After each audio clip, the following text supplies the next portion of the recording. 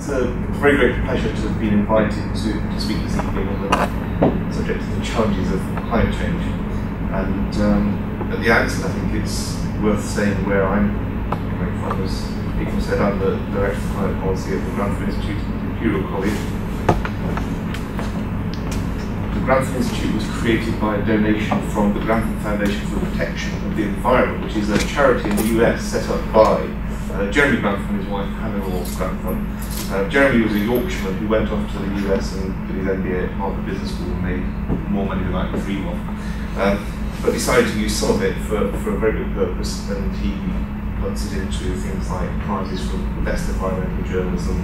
He gives money to environmental NGOs such as World Wildlife Funding, Environmental Defence and so on. And he actually gave some money to Imperial College back in 2007, which is why the Institute was created. And that's enabled us to really bring together a range of expertise at the college, and it's very exciting. But we are still an academic institution. What we do is very much independent. We don't take instruction on what we say from the Granthams or anybody else. So what I'm saying tonight, is not anybody's party line. It's my own personal views and take on the issues around climate science, climate change, and the policy implications of that. I'm not a climate scientist myself, I have to confess. I did my first degree in physics and philosophy, did a PhD in theoretical physics, postdoc working at Imperial College after that, and then went in quite a different direction and became a diplomat. I did the other jobs that Paul said. And it was only when this institute was created in 2007 and some people I used to work with Imperial said, we're doing this new thing, do you want to come? I thought, it's just too good to miss, so I came back from a rather nice job in Paris. My wife was annoyed, she stayed there for another year just to spite me. And I was back into the academic fold. And what's challenging and fascinating about climate change is that it just is a problem on so many dimensions. I mean, the science is challenging. Understanding what's happening in the system now is extremely challenging. And what to do about it is just such an interesting, fascinating, and difficult area with lots of controversies. And as we've seen in recent months, some of the aspects of climate science become very controversial in the media. Why is it called where I must be pressing something? I didn't realise I was doing that. Let me escape from this. It's going to confuse you if I go through all these slides that I'm not going to show you. Okay, look at this first one. Sorry about that. So, what I hope to cover tonight, and I might not have time, in which case I'll stop and we'll cover the other material in sort of discussion and focus on the things you want to focus on, is just to give you a quick perspective on the climate system, and then talk about climate change, some of the evidence and the uncertainties. And that's a scientific bit. So I hope you can bear with me, because I think that's an important context to understanding what comes later, which are a brief discussion of some of the policy implications that I take from that science. Then I'll try and touch on some of the recent controversies in climate science and offer some personal views on the way forward, which nobody would agree with, but I think that's very good stuff for discussion later on. So, the Earth is roughly 5 billion years old, but we don't know much about the climate on Earth, beyond about a billion years, because the tectonic plates have moved, continents have moved, and so on. The records have been erased. But on this long time scale, the continents have changed in position on the Earth's surface. The orbit of the Sun has changed considerably. And this has meant there have been major changes in climate through time. Just to give an example, there were a couple of ice ages, probably about 600 million years ago, 300 million years ago. Now this slide here is actually more recent than that. It's not quite so far back in time. This shows the last sort of 65 million years going that way. And what we have is, if you like, the different geological epochs along there. And up here we have a measure of a particular chemical isotope, heavy oxygen. which is basically an indicator of global temperature. It's found in the deep sea sediments, and it's basically the shells of tiny, tiny marine animals that used to live millions of years ago that sunk to the bottom and they've eventually turned into rock. And then you can analyse that chemically and work out which proportion of oxygen is the heavy isotope and which proportion is the normal one, the oxygen-16. And that ratio, the measurement of that, gives you an indication of temperature, because the oxygen-16 is lighter, gets absorbed into the ice that gets formed during ice ages, and the oxygen-18 remains in the water, goes into the animal shells, and gets turned into rock. You can measure it. Now there's some variation about local temperature, but here where there's no ice, you can sort of begin to calibrate that. And so the record going through here basically shows this really warm period here, and then you begin to get ice sheets forming on the Antarctic continent. It gets cooler and cooler. You start maybe to get ice sheets forming in the northern hemisphere, and then here you really do get the full blown sort of ice age with the ice over north of northern Europe, a couple of kilometres thick, a couple of million years ago. And I think what's really interesting is to think, you know, where we come from. You know, this really hot period here where there was no significant ice on the planet. There was probably, you know, a lot more water, maybe 100 metres more sea level. And you'd have very different climatic conditions. And then down here, you know, you're in the ice house, the ice ages. And this is a sort of transition period. Now, there's an interesting thing here that, you know, we ought to bear in mind for later. It's something that happened 55 million years ago, which is basically named by the two periods here. It's the Paleocene, Eocene thermal maximum, where the temperature on the planet rose by 5 degrees, roughly in about 10,000 years, which is hugely fast in geological terms. And that happened because there was a huge amount of carbon suddenly released into the atmospheres and oceans. And nobody quite knows exactly where, but they think probably it was a release of methane, maybe from methane clathrates, they're called, deposits under the ocean, or maybe just in soils and volcanoes or whatever. But this is massive injection of carbon, which is a bit like, you know, what we'll be doing over the next couple of years. And it caused this huge spike here. And what we now know is that, you know, that has a major impact on ecosystems and on ocean temperatures and all these sorts of important variables that govern life on Earth. So that's one sort of extreme event that's worth pointing out. There's another one which doesn't really show on this chart, but it's right at the very extreme end then. It's just as we came out of the ice age about 20,000 years ago.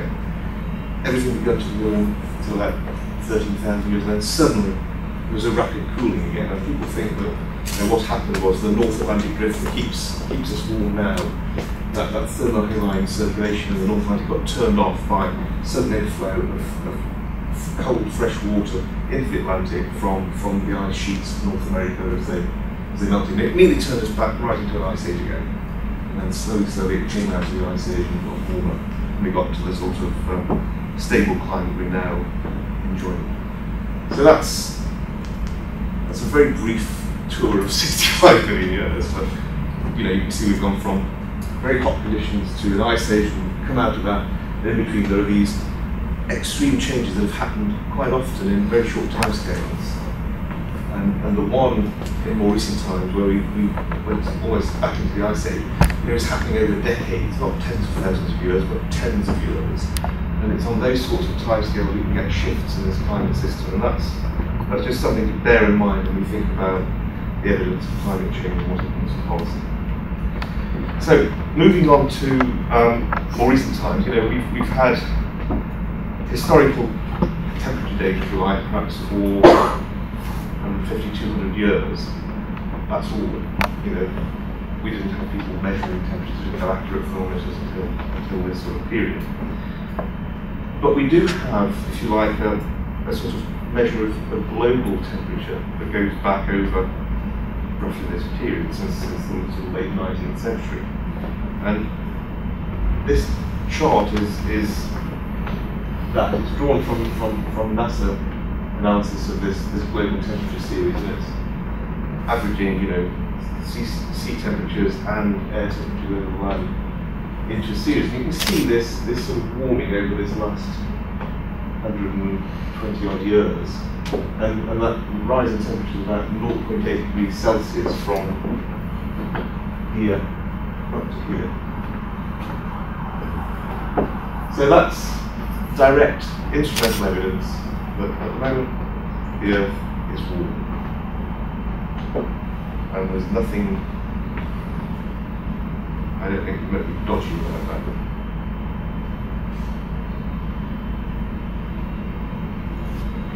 So, what's driving the planet system? Big nuclear fusion reactor. We call it the sun. Radiation, light from the sun, comes into our atmosphere, goes straight through more or less. 30% of it is reflected, tiny amounts absorbed. Most of it goes straight through and warms the planet. And then, in equilibrium, the planet radiates energy back out into space as well. So there's a balance of energy in, energy out. If there were no atmosphere, the Earth would be about a temperature of 255 degrees Kelvin. That's the absolute Kelvin. That's 33 degrees cooler than actually it is now. So there's a natural greenhouse effect of 33 degrees. That's why we have life on Earth. That's why water isn't frozen solid. We get, you know, water vapor and liquid water all the time. And the atmosphere has a dramatic effect. We've got water vapor, we've got carbon dioxide in the atmosphere. This is the spectrum of radiation emitted by the sun at roughly 6,000 degrees Kelvin at the surface. It's high frequency visible light. This is the radiation that the Earth emits from a rather cooler temperature, and it's infrared, you can't really see it. It's stuff like heat lamps, you know, that you have for sick animals or whatever.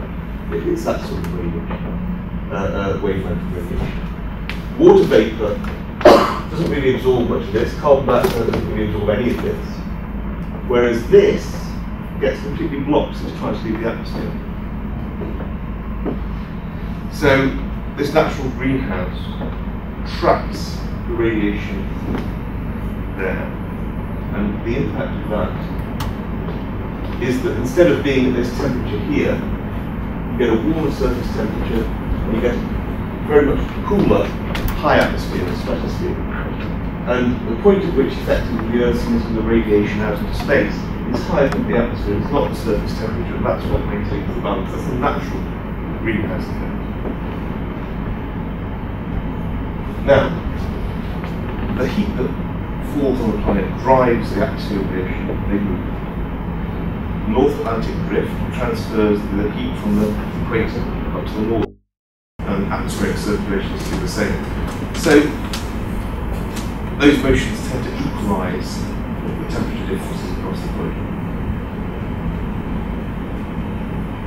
Now, the atmospheric circulation, of course, is what we know as weather. You know, it's storms, it's rain, it's all those things. But the long-term average conditions, that's what we call climate. And that can be defined as climate in the UK, or in Europe, globally, so on very different scales. But on the time scales of years, decades, centuries, we get a lot of variability within the system. We saw some of the very, very long variability there on millions and millions of years, but even on decades you get this. And you get the El Nino in the Pacific, you get an oscillation in the Atlantic, which has warm and cool phases, and I'm not going to go through all the difference to this. But you know, this is the difference from the average sea surface temperature in the Atlantic, and you can see, you know, it oscillates. There's a lot of variability in there. So there's already variability in the system before we do anything.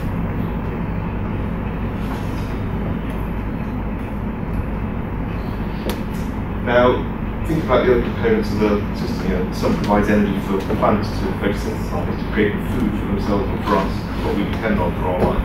can make sugars, out of the sunlight, carbon and hydrogen. So the planet's special in the conditions for life exist. Water, both as a solid, as ice, as water vapour. And a lot of that water is locked up in ice sheets, but the vast bulk of it is in the oceans. 97% is in the oceans. A certain amount in rivers and groundwater and so on. And the carbon, that moves between the different elements of the climate system as well. So it can be in the ocean, the atmosphere, or the land. It can be stored in different ways. So 100 million years ago, a bit further back, that very warm period I showed you, carbon dioxide was perhaps 4 times the level it is now in the atmosphere, 1,000 parts per million or more. And that's when the major fossil fuels, such as the coal and the oil, were laid down in shallow seas. And we're all, of course, here.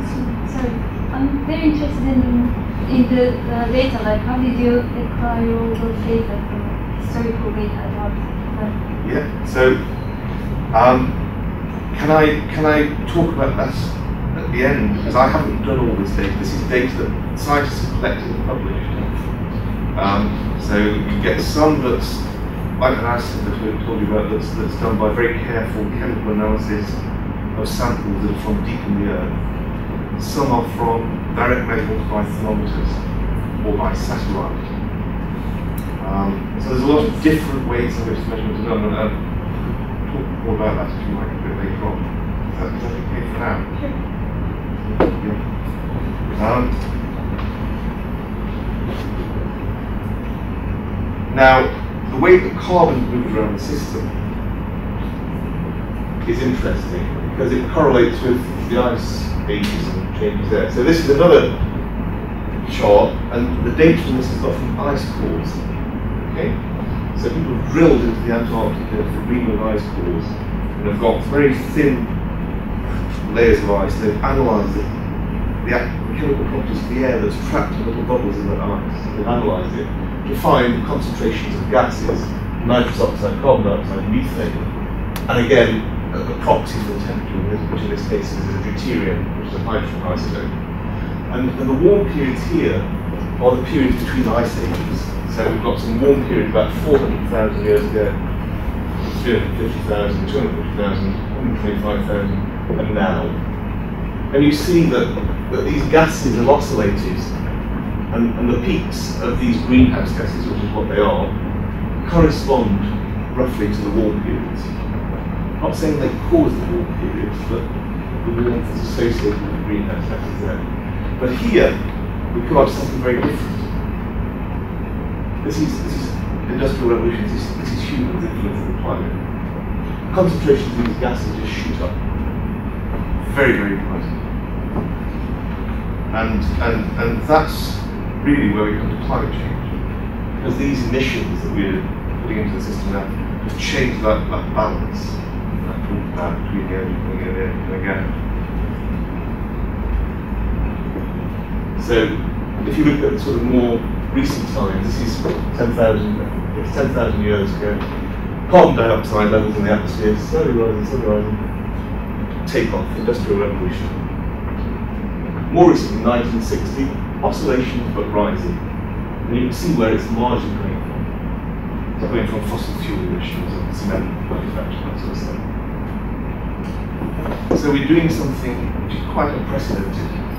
Sorry, if you want to know what. So we're doing something quite unprecedented. We're changing the climate system. And you might say this is a small amount, parts per million of CO2, tiny amounts. But actually it's these tiny trace gases in the atmosphere that really determine climate and the structure of the atmosphere. So they're really important, these small concentrations.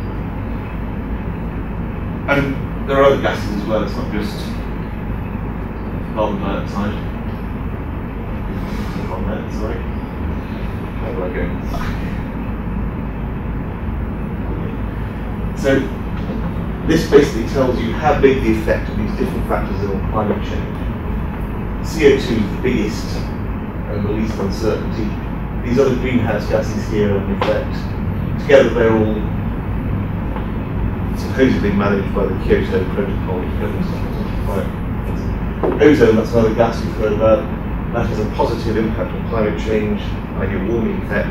When it's low down in the atmosphere, it has a cooling effect when it's high up in the atmosphere. The albedo, the amount of reflectivity, that's important.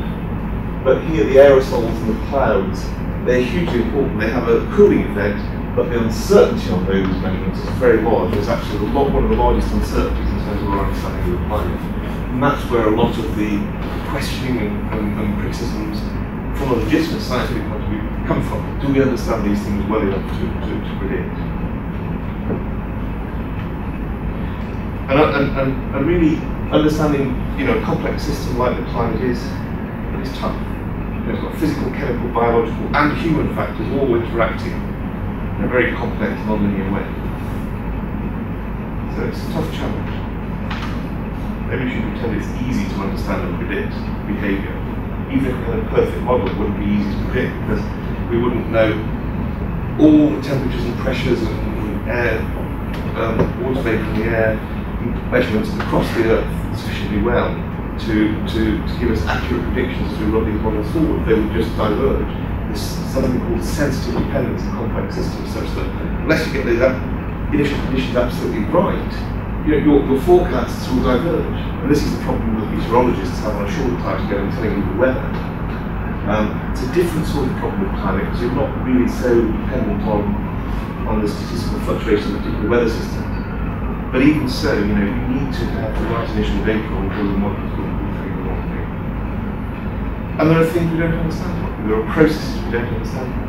A lot of climate models have great difficulty in predicting and understanding the Indian monsoon, for example.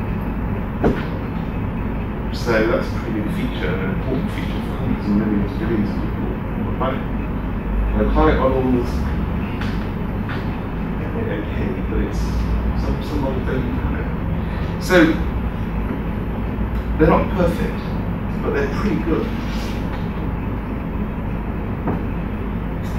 Now, as I said earlier, this natural greenhouse, which is 33 degrees warmer. And what we've done now is we've tracked this additional radiation, this additional heat through these greenhouse gases at a lower level. And basically the temperature in the atmosphere has to rise so that we can again get to an equilibrium point where the radiation coming in from the sun is balanced by the outgoing radiation. So this accumulation of greenhouse gases is changing the equilibrium. And that's something that we understand. And we think, we're actually doing something quite risky, quite dangerous to the planet in terms of how quickly we're changing the atmosphere's composition. And based on the understanding of the physics and the chemistry we have, climate scientists have built models. Okay, I said they weren't great, but they're not bad in terms of predicting things like how the temperature has changed in these regions. And you see here all the inhabited continents of the globe, and in blue we've got what would happen to those models if we didn't put in the extra greenhouse gases that humans had emitted. And in red, you've got the models run when you do have those extra greenhouse gases. And then the black line is the data of how temperature changes in those regions. And you can see that in all cases, it's pretty clear the models without the greenhouse gases don't explain what's happening. The models with give you a much better explanatory power. So they're getting some important things right. And I think, that's the good news. We've got a reasonably good, but not perfect understanding of these long-term changes.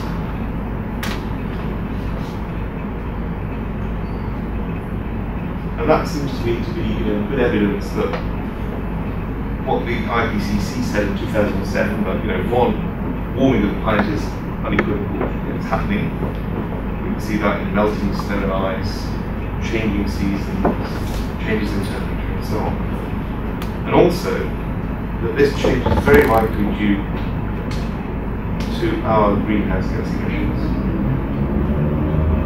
And I think that's very, very compelling evidence that climate change is happening. So what do the models that we just looked at say about the future? And they give a range of predictions depending on what scenarios you assume for the development of the economy and the emissions of greenhouse gases over time. And you get a range. Ignore this one, which is basically assuming that greenhouse gas emissions stop now. So you've got some that indicate by the end of the century, by 2100, we have a temperature that was anything between 1.4 and 3.4 degrees warmer, with some uncertainty, quite a large uncertainty, in ranges from just over 1 to well over 6 degrees warmer by the end of the century, on average across the globe. That's important to remember. That is an average across the globe. So, where we have this higher increase, we've got scenarios where people are continuing to pump out CO2, we're still dependent on fossil fuels, rapid economic growth, we don't do anything really to change that. In some of these other scenarios, there's more concern perhaps for the environmental over economic development, perhaps slightly less rapid growth. And there's uncertainty around each of these as well, depending on which models you use. But you can see we're heading to a much warmer future. Which of those is near the truth cause will make a huge impact on our children's and grandchildren's lives at this point. Down here, we can't really tell much difference between them. We see some warming, but we don't know whether we're going to end up here or down here. So there's an element of risk in all of this.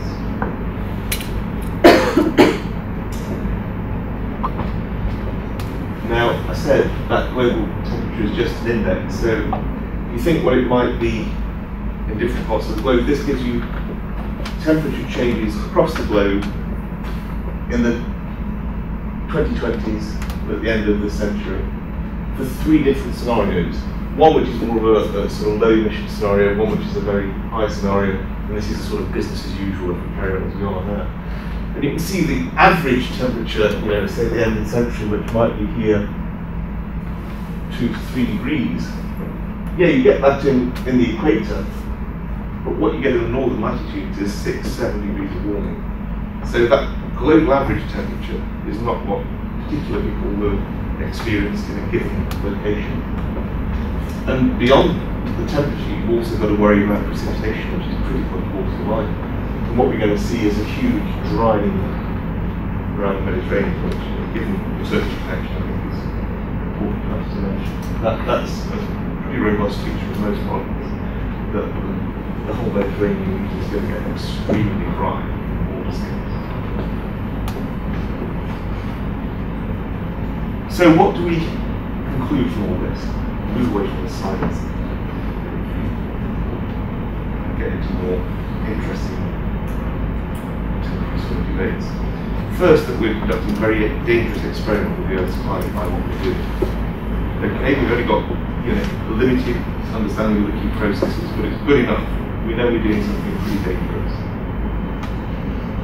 Second, that the projected rate and scale of temperature and precipitation changes are going to have profound effects on society and ecosystems.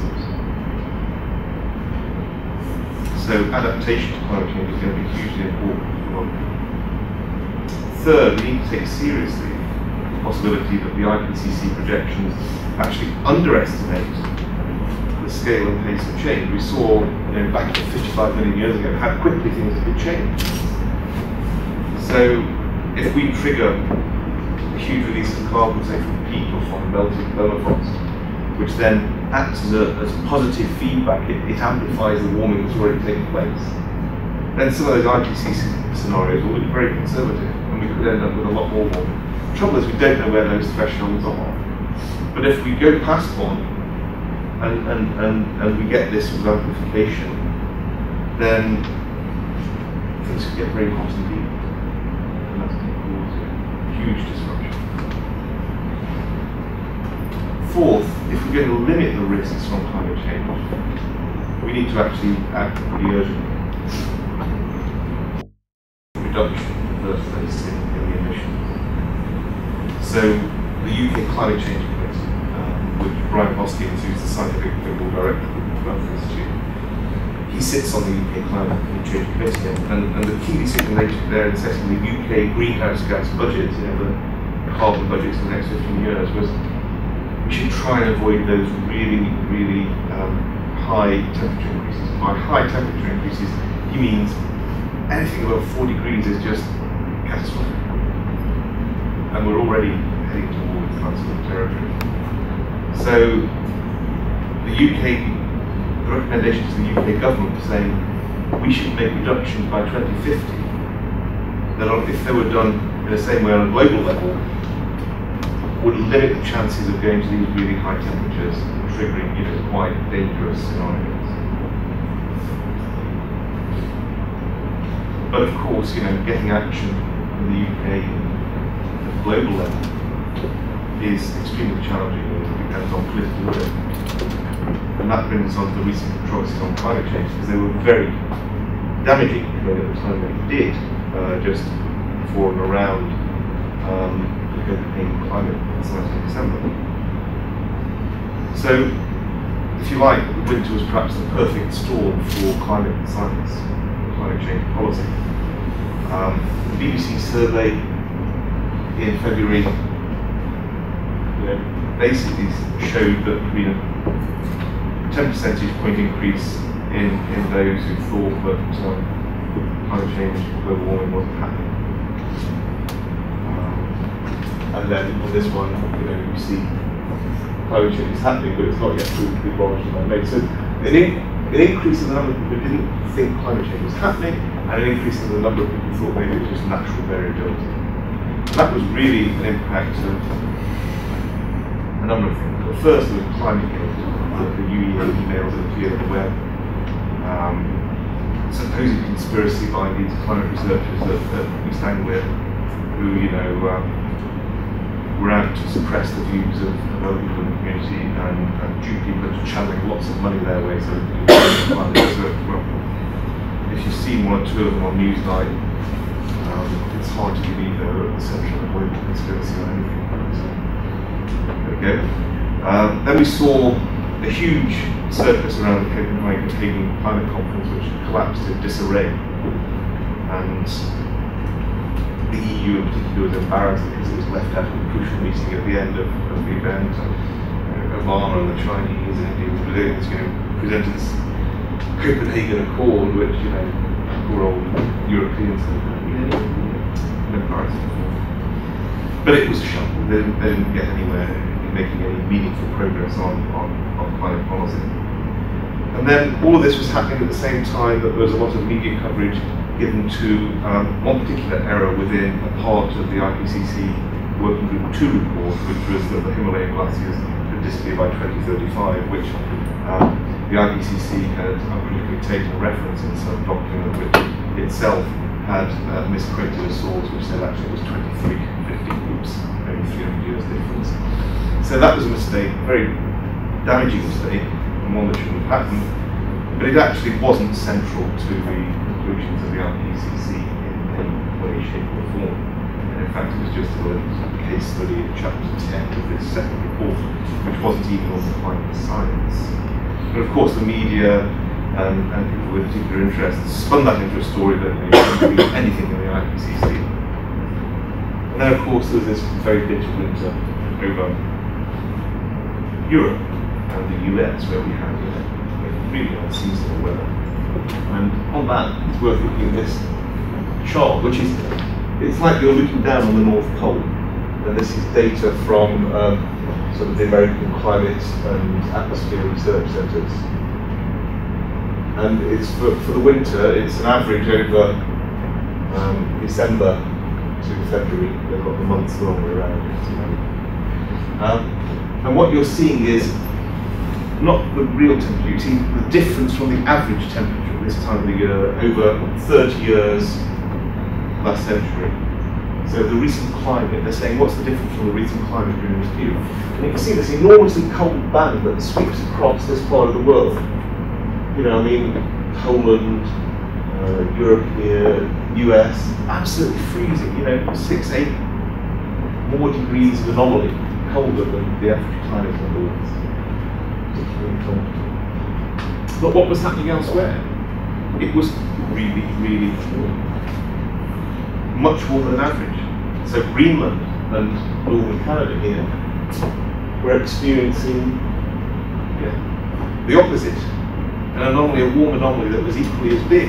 It was just that all the media and all the attention was on these regions where it was cold. So, God, of course, climate change cannot be happening. Well, if you look at the whole picture, it's not so obvious, is it? Because this is all much warmer than before. There was no snow for the Winter Olympics in Canada. And this area around the Pacific where there's nobody living really, again, that was much warmer than the average. So that climate variability that we were talking about is just as important as climate change. And you know, just to interpret, you know, a couple of months in one winter as meaning there's no climate change. Sorry, that really doesn't convince anybody.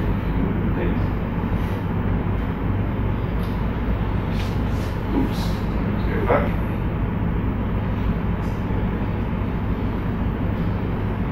Now going back to the climate scientists at East Anglia again. There's an independent review which is still ongoing, but there's separately a review of the science and the procedures that were done, that were carried out by the climate research unit there. And that was an independent review, and it found no evidence of any scientific malpractice in any of the work that was done there. Now, we all have our own personal views about some of the emails that were sent and whether they were examples of good scientific behaviour or not. But the point is that the scientific work done by those people was sound. So, again, the conspiracy theory there about climate scientists at East Anglia manipulating the data to prove climate change was happening when it wasn't, sorry, it's not proven. In the end, it's just the opposite. Those people did some very pioneering work at a time when climate change wasn't fashionable. They compiled this record of global land temperatures and developed techniques to try and work out what the averages were, taking into account urban heat island effects and all these things we hear about in the press. As carefully as they could, and that methodology by and large stood up. There's 3 different data sets on global average temperatures around the world. Theirs is one, and they all show comparable results, and it's not a conspiracy. So, what about the IPCC errors about the Himalayan glaciers? Well, it's a shame that it happened, but it's not surprising you find some errors in a huge, huge document. We have 3 separate big reports. But it was regrettable. But the error that was found, as I say, was not in this key part of reviewing the climate science. It was just an anecdotal story about what might happen to the Himalayan glaciers if they got the data. So they were criticised quite rightly for not having followed the sort of clear and well-established procedures that are meant to guarantee the validity of the information they put in their reports. There's going to be an independent review of their procedures, but it's not in any way undermining of climate science. What it has done, as you see from that BBC survey, is to damage the public opinion, or to damage the trust and credibility in the credibility of the science that's being presented, which is really damaging at this time when you need the political will to actually take action against climate change. So for me, the climate change evidence is strong and compelling, but at the same time public opinion doesn't believe it. So how do you reconcile that? And I think part of the problem is that we still don't know quite how to deal with complicated issues of risk and technical scientific evidence when there's a lot of uncertainty and complexity and when there are major societal interests at stake, and there are here. We're talking about vast changes to our way of life to actually effectively tackle climate change. That's not easy. And the scientific voices are desperately needed, to inform the debate and to present the evidence. But the credibility depends on them being objective and sceptical about their own evidence and theories. That's what science is about. There can't be any tradition of saying should in the physical sciences. You economists can go on about, you know, if you want to achieve this objective, you should do that, but there's no should about the mass of the electron, the charge of the electron. It's something that, you know, is set out within a theory, you measure things experimentally. Economists do and should debate the different ethical assumptions that underlie policy. That's a different issue. But the scientists, you know, are trying to deal with things in a sceptical and as far as possible objective way, and that's what they should do. But if their conclusions are to sort of bear the weight of these momentous decisions that politicians have to take, then, you know, they can't act as lobbyists, and they can't have their credibility undermined by being seen to act as lobbyists. And yet they've got to communicate that work to the public. So it's a very difficult balance for the scientists to strike. You might be individually very passionate about the need for action because you've seen the potential damages from climate change. You might have children or grandchildren and feel that very personally, and I think certainly one who does. But you know, you've got to make the scientific case on the basis of the models and the evidence, not on claims that we already know all the answers. And I think, you know, if as seems the case, you know, some journalists feel that the scientists didn't fully communicate the uncertainties in the climate science to them when they were talking to them to get their stories in the media. You know, then it seems that we've, as a community, made some mistakes and need to learn some lessons. I think that's fine. I think, you know, the IPCC too needs to learn some lessons in terms of its process. And I can talk a bit about specific proposals, but I don't want to go on and on about the detail of this, which, you know, may not be of interest to a more general audience. And in terms of the international climate negotiations, you know, they broke down Copenhagen, people were hoping there's going to be something in Cancun or the year after. You know, I think that people are living a little bit in Cancun. I mean, it's very hard to get a global agreement to limit those emissions at this stage. Maybe when things are moved on 10 years and the climate change is more evident and the damages are becoming more apparent, there'll be a political will to do that. But at the moment there isn't. And if you're trying to frame a target about how many emissions a country can have and saying, well, they're going to be shared out between China, India, America, Europe, then basically you're into a zero-sum game. You know, if I win, you lose. And it's very hard to see how that sort of politics is going to play out. So I think, you know, there are things that you can do under the UN framework. We need to be clever about doing what we can, but I don't think we can bundle everything up in this sort of successor to Kyoto and hope that people are just going to agree, they might agree, but actually implement these stringent reductions in emissions. So I think the situation is sort of difficult for some years, and what we have to put the emphasis on is adaptation. And it is also really making very rapid progress amongst a quarter of the countries on key technologies, I think, that can help us to stem the rise in greenhouse emissions without us having to make too dramatic changes in our way. There will be dramatic changes, I'm sure of that. But, you know, if we can really make progress on developing and deploying systems that, you know, mean that China and India don't just pour the CO2 from their coal power plants into the air and, you know, their emissions are growing like this. Actually, Charles might be worth doing that. Yeah. So these are the emissions from the developed world, roughly, and these are the emissions from the developing world, if you like. You can see how rapidly, you know, the Chinese and Indian emissions and others are driving these changes. So, you know, we've got to make some big changes in systems and technologies, and we need to work with these countries that are not always that rich to do that. And I think, you know, I've got more faith probably in getting some concrete and specific practical technical cooperation between the sort of developed economies and the so-called developing economies on these issues. I think that really is where we need to focus our efforts, perhaps for the next 5-10 years, until, you know, the appetite's there to do something more ambitious, you know, on a sort of political level. So I want to leave it there and give a chance for discussion, but I hope I haven't lost you all with too much silence. But I felt it was important to give some context to this, because can see the media stories, but there's a vast amount of complexity and hidden interest in the climate. But it's fascinating as a scientist. But it's also relevant to some of the policy discussions that are going on now. So let me leave it there.